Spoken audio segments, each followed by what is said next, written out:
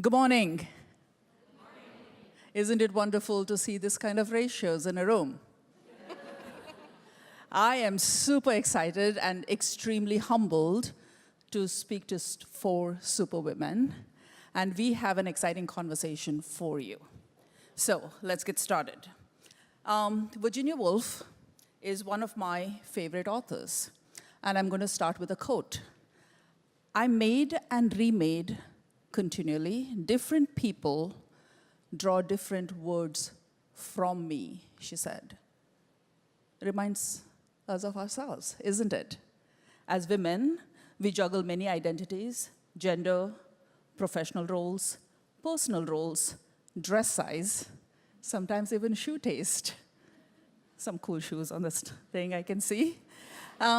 So I am constantly surprised by how many women ask me how they should dress up, especially in tech.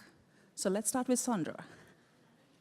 You started in fashion, and you're fashionable. So should we dress up to fit in, or should we dress up to stand out? I think it's a great question, and I'll start with a story of mine. I started in fashion, yet I was on the business side. On the business side, ironically, in fashion, it's still driven predominantly by male in the executive ranks. And so I strategized, like anything in my life, what was my wardrobe going to be going into fashion? And I decided to be like one of the guys. And so I shifted my entire wardrobe into a male suit. In fact, I was telling the ladies earlier that I purchased shoes that were very masculine, including the heels were square. So I just wanted to be one of the guys. Fast forward, I would say, 10, 12 years into my career, a gentleman asked me a question. It says, what does it feel like to be a Latina in corporate America? And I said, what the fuck, what are you talking about? Because the entire time, I was just a woman in a man's world, acting like a guy, playing golfing, hanging out with the boys. And in fact, I would never talk about that I was a Latina or Mexican.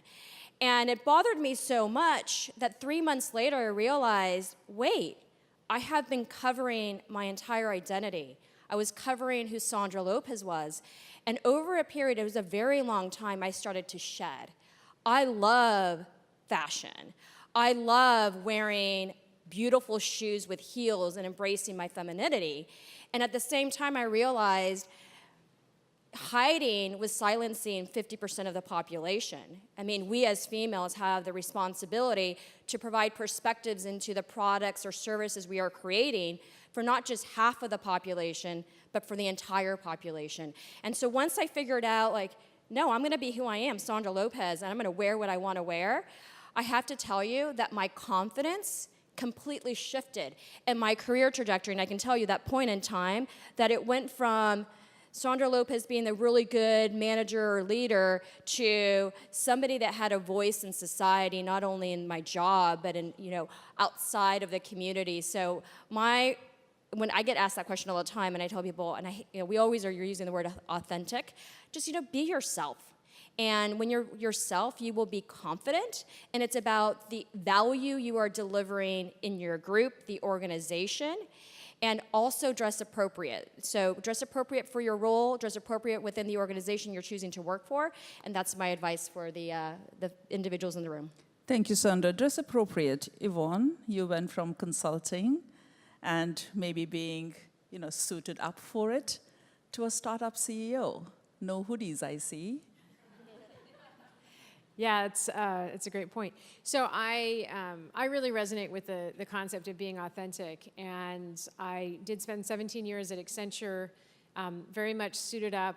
At Accenture, there was a very formal dress code when I started that women were not allowed to wear pantsuits. Now I'm old. I started in the 1990s, so they've changed. But at the time, you couldn't wear pantsuits. The material had to match the jacket and the skirt. You had to wear nylons, no open-toed shoes. So I grew up in an environment that was very conservative and kind of dictated what you had to wear. And as Accenture got more progressive as the years went by, and I went from Accenture to VMware. But when I was at VMware, I kind of found what was me. What was I comfortable in? What did I feel was appropriate as an executive? And so I went from there to New Relic, and then New Relic to CEO of a 100-person startup.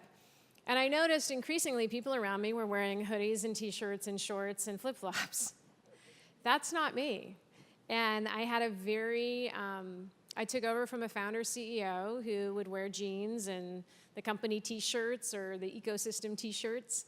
And he was an MIT aerospace engineer, great guy. And I was like, I can try to take over as CEO of this company and be just like JD, but I'm not. Like, I'm being hired because I'm just like me. And so I show up at work and I wear dresses and I wear boots and occasionally I wear jeans, but it's when I feel like wearing jeans, not because somebody else is telling me I have to. And what's interesting is the company respects me for that. The company respects me for the fact that I am who I am, and I encourage them to be who they are. And I'm really glad I made that choice because it was tempting. It's intimidating when you take over from a founder CEO. Doesn't matter how successful you are. That's the culture of the company. The company had been around 6 years. It was a big heart-to-heart, and I had to check in and be like, who am I? And it's really paid off, so. That's awesome. I love the thing you said, I showed as me. So maybe we move to the second aspect. You know, I started with dress because your first impressions are made when you just walk in.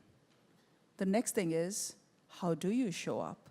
So Rashida, you spent a lot of time at IBM. How do you show up from the person who started very early in your career to now as VP with Watson? How does that change? How do you show up? Well, I'll describe it in two ways. I think one is it's really important to be open.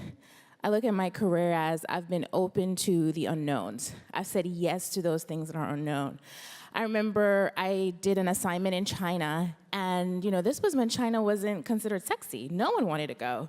This was in 2003, and I remember when the request came, I was the only person that raised my hand, and I kind of looked around and I was like, okay, I guess I'm going. And I've used my career to do those things, partly because I wanted to show people that, yes, I'm a woman, yes, I'm a Black woman, and I can be in those environments, I can be successful in those environments. So part of it was, proving to myself, but also to prove to the people around me, because for someone like myself, I'm typically the only person in the room. So if I don't make myself present and be aware and be open to those experiences, one, I'm not going to create experiences for those other people, and two, I won't have the opportunity to be there. So I think, I look at it in terms of wherever you are is where you belong. And you belong there in the truth of who you are. So if I'm going to be at IBM, it's going to be my IBM. I'm going to make it what I want, what I need it to be, and allow it to drive my personal growth. Powerful words. Wherever you are is? Wherever you belong. Wherever you belong. I love it. So Yvonne, you've belonged in lots of places, small and large companies. I think how people show up in smaller companies in terms of roll up your sleeves, get everything done, versus in larger companies where you have to own your space, be at GE. How did you have to shift how you show up? So I think that one of the things is to be also adaptable, right? So as you go, and I worked in 3 startups in Silicon Valley, and later on joined Cisco and then GE, and those are big corporations. So one of the things is speak your voice, right? We're living in a reality world, and there's a lot of history in terms of bias or gender, diversity. So I always sit at the front seat. So when I show up, I want to make sure I'm being seen. People can hear my voices. I'm on an engineering world, in the tech world, right? So once you, sometimes when you walk into the room, there are 20 male engineer leaders. I'm the only one that's female. So I always get the front seat. I always making sure people hear my voices, because a lot of time, actually, what I realized over the years, male, when they are not sure about the answers, 50% they speak up. A lot of women, I hear a lot of middle management women, and they want to make sure they have 100% confident about the answer. Then they go speak up. So don't do that. So always, as soon as you have idea, you jump in. Most of the time, you got it right. So if you one time got it wrong, so what? So I think be confident and speak up, and let people hear your voices. I'm going to stay with you for a second and then go to the rest of the panel. I love the confidence and I love the speaking up. But you came from China. English wasn't your language. Yes. How did you actually learn to speak up? What investment did you have to do? Skill set doesn't come easy. Yes, that's interesting. Yeah, so I got my BS degree from Beijing University, right? I got my PhD from University of Alabama, Birmingham, you know, where everybody say, how y'all doing? I learned the English from actually China British accent, right? Arrived in Alabama, don't understand anything they're talking about. So it's, you know, one of the things I learned is that, you know, sometimes I record professors' lessons I learn. And when I graduated, got my PhD, I actually taught 3 years in San Jose State University. I had every classes, I had 120 students. So I practiced, you know, I learned, I take my time, I practice speaking in front of large audiences, so that fear will gradually decrease. Once you understand the material, then you're much more confident. In fact, when I go in front of the executive speaking panel, and I always get up at 4 a.m. in the morning, practice over and over. So it's that confidence that builds up your, you know, speaking. That's awesome. I'm going to touch upon a few things with the rest of the panel. Yvonne, as a client services person, there's a different way of speaking. Where the client comes first, you are in more of a coaching role. As a CEO, need to be more directive. How has speaking up changed for you? That's a great question. It's really interesting that you phrase it that way, because I did grow up in client services, and it is all about listening and how do I kind of facilitate you to get to your brilliant idea, because if I just tell you the answer, you're not going to do it, but if you come up with it, my gosh, it will be brilliant. And then I get my way, and you think you're super smart. So I would actually say showing up as a CEO, and I think this is one of the strengths, and this is generalizing, but one of the strengths of female CEOs, it hasn't changed a lot. I do make more decisions. The buck stops with me. You know, outside of me, it's my board. But they're not there every day. So I do get to make a lot of decisions. And there are times when I need to step up and do that. But in general, what I strive for is that same technique of listening and asking the right questions to help my leaders and their teams get to the right answer for the company. I try very hard to get them to resolve. I'm also the mother of 3. So you find as CEO, people come to you and they complain. It's amazing. Like you're gonna, like, they just, that's what they do.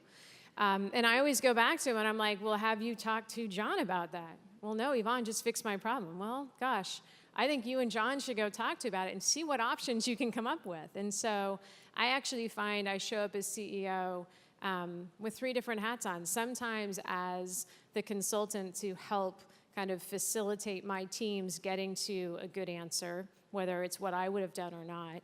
Sometimes it's as almost a parent, getting them to work out their differences amongst themselves, because that's the most powerful way to scale a team, is for them to build trust by self-resolving versus me resolving for them.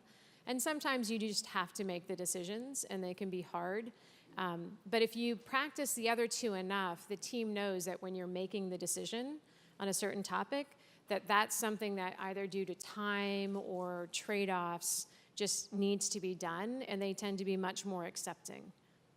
That's awesome. So we explored identity so far, who you are, how you show up, how you speak up, and I think we heard some very powerful words of own it, learn, and adapt. I'm going to quote you again. Where you are is where you belong, I think is fantastic. I love quotes, as you guys can see. So, as you can see, these are amazing women who have owned their superpowers. We're going to move on to try to figure out what your power source is. I was looking at some fan sites for superheroes, and they said superheroes gain their power from different sources. either by developing it or by birth. So, where do you get your superpower from? You can talk about everything from wellness practices to support structures, people, coaches. Sandra, we'll start with you. One is actually recently I've evolved to really embrace, and it's a concept that's really simple. Kind. Be kind to yourself first and foremost, meaning listen to your body and both mental health, physical health, and what you need. Sometimes you need time off, and being unapologetic about, and it just recently happened, like, I need 2 days off. I've been working since, 8 months in a row, and I just need time for me, and not with my daughter or my husband, just alone time, and not being ashamed about that. So kindness to yourself, and then surrounding myself with kind people. I think that's really important for me to be able to figure out, how do you interact with individuals? I mean, we're all individuals, and I love Maya Angelou's quote is, it's not what you say or what you do, it's how you make people feel. And really spending time, because what you realize is that when you surround yourself with kind people, like, you're smiling more, and it makes you just a happier person. You become much productive at work, and you start to approach problems that everybody's like maybe really stressed out about, and you're like, hold on a second. How do you, let's just break this down and let's make it really simple. And you have a completely different mind shift. And so what I've evolved to is, surrounding me around kind people and people that have really big egos. There's a book that I just read, is Ego's the Enemy by Ryan Holiday. It's an amazing book, and it's just staying away from that because it's just really unhealthy and very toxic. Excellent. Yvonne? I'm sorry, Yun? Yes. I think I draw my power from my family. I know my family are always constant. Job changes, but family will always be there with me. So I have 2 kids. One is 14-year-old daughter, the other is 9-year-old son. And sometimes my job is very hectic. I travel internationally, meet customers, and so I actually have 2 armies of team behind me to support me. I have my in-laws, I have my parents. Every week, actually draw a schedule for them to help me taking the kids to soccer, to pianos, and cook them breakfast or dinner. So the schedule is every week we review and send it out. So that support you will never get, right? It really gave you a peace of mind when you're working and in very demanding role. So my family is always that constant behind me. Rashida? So for me, it's my mother. I grew up in the U.S. Virgin Islands in St. Thomas, very small, 32 square miles. My mom was a teenage parent. She was 16 years old when she got pregnant with me. And, she told me, she was like, when you were first born, for about the first 2 weeks, I couldn't even touch you. I would stand to your crib and I would peek in. You're alive, I'll go back. And, but she said, I had to realize after a couple of weeks that, you've changed my world and you're here.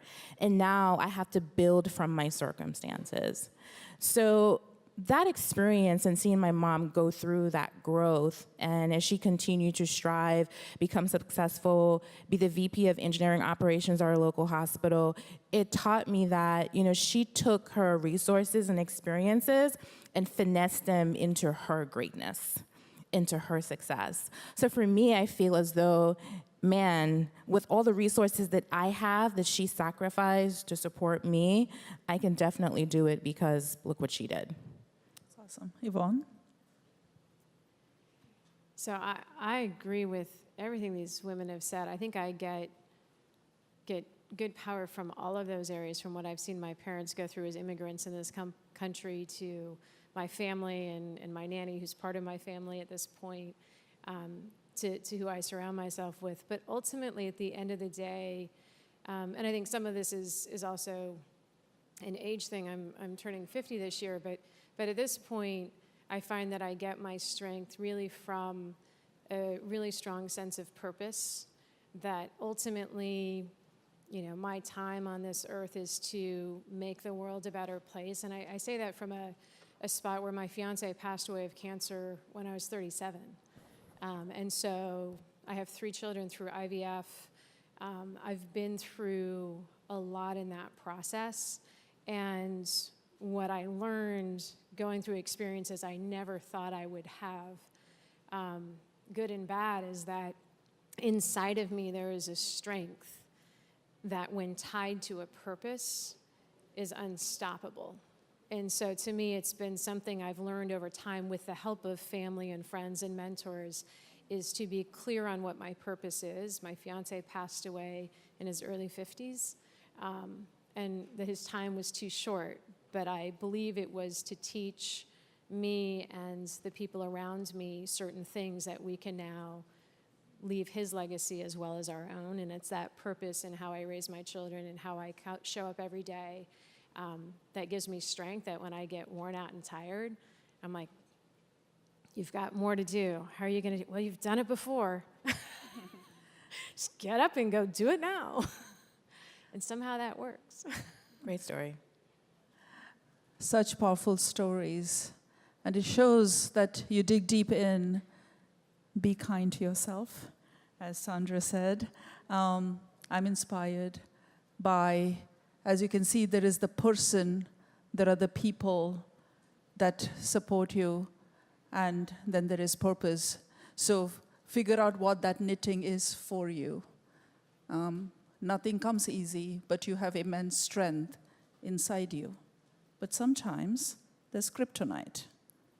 So what makes you give up your power? We'll start with Yvonne and come this way. What makes you give up your power? After all those great things I said, come on, leave on a high note. So I was sharing this with the ladies earlier. I had this realization relatively, I would say, late in my career. I was in my 40s, and I was meeting with a very successful woman who's the first CEO of a large global law firm, and we were having this just general conversation of what it meant to be a female executive. And one woman in the room told an amazing story about how powerful her grandmother had been at a time when it was really a male-driven world, and she'd been a bank commissioner and all these things, and she got her strength and purpose as a leader from that. And I was like, wow. I'm like, that's fascinating. I said, because I feel like I got my strength and purpose from like my childhood as well, but my childhood was different. My parents immigrated here. I had an alcoholic, abusive stepfather. That got me to leave the house when I was 16. I graduated high school early. I never went back for years, but man, I was never going to be dependent on a male. I was just going to dominate the world because I didn't want to end up like my mother. And like, that's where I got my purpose, and that's how I've been able to do all these great things. And this woman looked at me, she goes, oh, so you're really fear-driven. And I was like, did you not hear me? Didn't I just tell you I had this abusive home situation? I left early, I graduated early, I did all this stuff. Did I tell you my fiance passed away from me? I had 3 kids. I'm like, there is nothing this world can throw at me that I can't handle. And she said, yeah, like I said, you're really fear-driven. That's okay. And I was so pissed off. This is a Friday afternoon. I'm like, fear-driven. And I thought about it. I was like, there's nothing the world can throw at me that I can't handle. That comes from a place of fear. And what I realized is I was fear-driven. And when you're fear-driven, you hedge. You don't raise your hand. You don't do these other things. And so there was a purpose. There was a fear inside of me that I didn't want to be dependent on anybody else that pushed me to do things. But it wasn't like, oh my gosh, I can go change the world. It was like, my God, I'm not going to let the world kill me. And it's very different in how you show up. And so I learned how to control that fear and just be really conscious with it, which is if you have traumatic childhood experiences, that's in your brain. You can't just pretend they didn't happen. But if you bring them to the consciousness and say, hey, gosh, I'm really afraid about this. What's the worst that can happen? And you create these crazy things. Like, I'm a CEO, I have to raise money. What's the worst that can happen? Oh my God, I'll lose my job. Everybody will be unemployed. They'll hate me. My kids will be homeless. And then you step back and go, what's really going to happen if I can't raise the money? And you realize, well, gosh, the company will go out of business. I'll take a vacation with my kids. That might be nice. I'll get another job. Failure is part of success in Silicon Valley. Like, you rationalize, you're like, hey, this isn't that bad. You get a whole new confidence, and then you actually take the mountain. So for me, it's been fear, but now, like, when I have that moment of panic, I know how to work through it and get back to my strength. Awesome. Rashida? Failing to take a pause, right? I think also because of my superhero, it's always go, go, go, go, go, get a degree, get more degrees, like work really hard, don't sleep. And, you know, I've learned that beyond the roles and the titles and the countries and the experiences, we're human beings. So it's important to be human and it's important to be balanced. You? Mine is more learning. So if I'm at that job or some company, I feel like I'm, stop learning and there's no more new things for me to drive impact or learning. I think it's time for me to change, and that's one of my kryptonite. Sandra? Mine comes from a cultural upbringing. I always tell people you're, nature versus nurture. 100% Mexican. Respeto is really important in our culture. And so my kryptonite is when I see disrespect, I shut down, and I can't believe how somebody is treating the other person. And so I'm really cognizant to make sure I go back to the Maya Angelou quote. But it's something that is a de-energizer, and working through the notion that some people are mistreated, what's happening with the hashtag Me Too. It's like we're all equal. Like nobody's better than, females are not better than men are not better than females. And so equality really matters and respect really matters. And so when I see disrespect happen anywhere in any situation, I shut down and I struggle with interacting with that person and moving the conversation forward. So now you have, who you are. You figured out how you get your superpowers and also how to watch out for places where you could give up power. I think we're going to move on to wisdom. I'm going to use Yoda quotes. I'm like a Star Wars geek fan, right? So, early career, what would you tell your 25-year-old self? Yoda said, patience you must have, my young Padawan. Is it about patience in a young career, or is it about pushing through?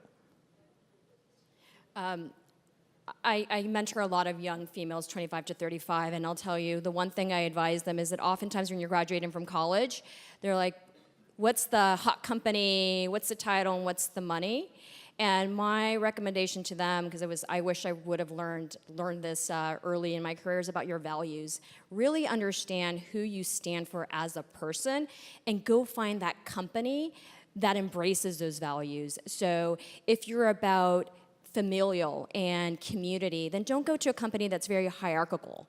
So really think about who you are, what you stand for, and values should be just as important as that salary that you're making, because you will fit in and you're going to succeed if those two align. Yeah, I think in my early career, I think I didn't have the confidence. So I always worried about what other people think about me and how would I even dress or work and the style.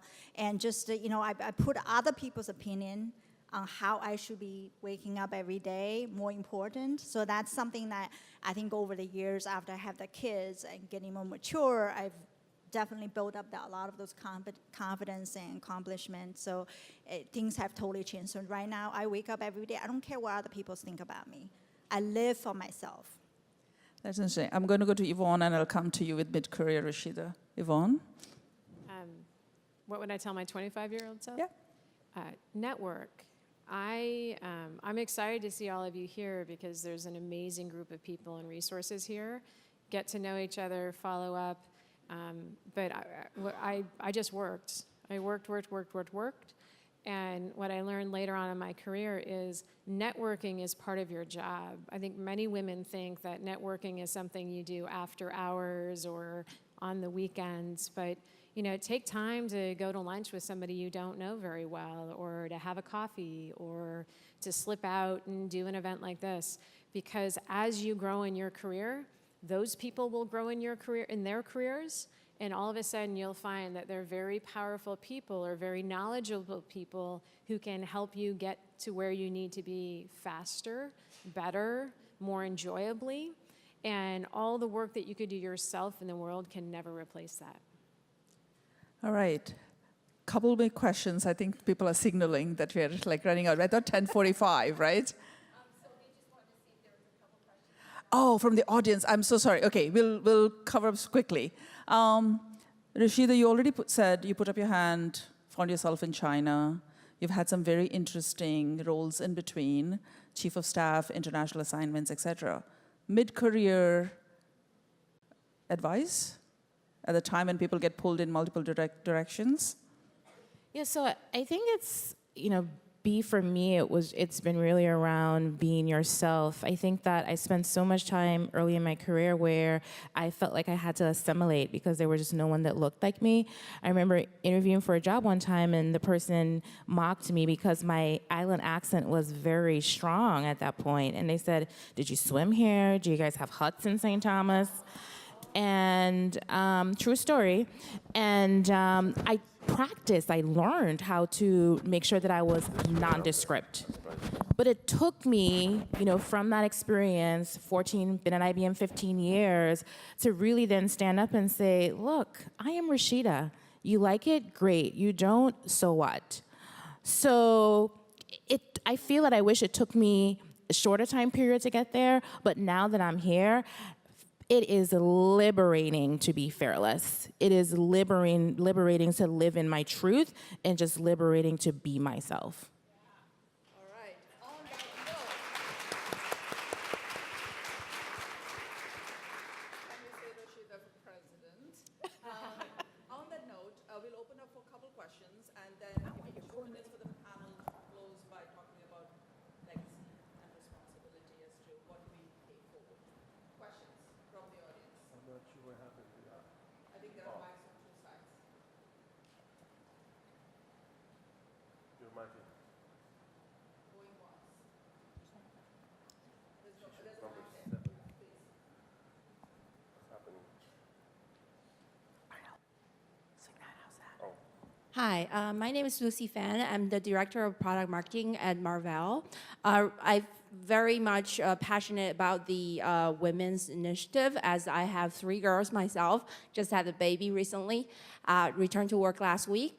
I became aware of this gender bias, right? Everybody has bias, unintentionally. A lot of times, out of good intention, there could be bias as well. So recently, actually through yesterday's discussion with a participant here, I think Susan, she actually basically pointed out that the interactions I've been having with my manager, actually there's bias in there, like in the way that he deals with certain situations, right? For example, not inviting women to drinks after work, right, with customers.